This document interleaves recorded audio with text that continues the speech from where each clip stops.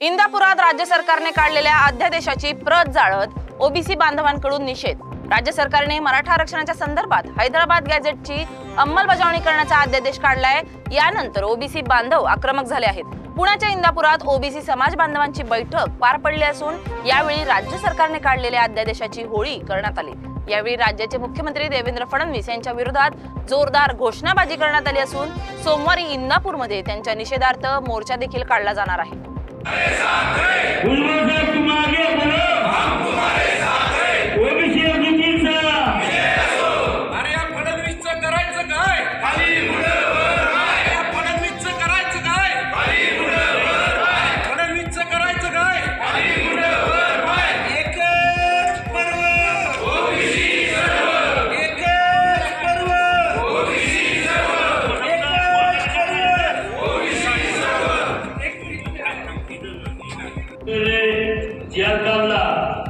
त्याची आपल्याला या ठिकाणी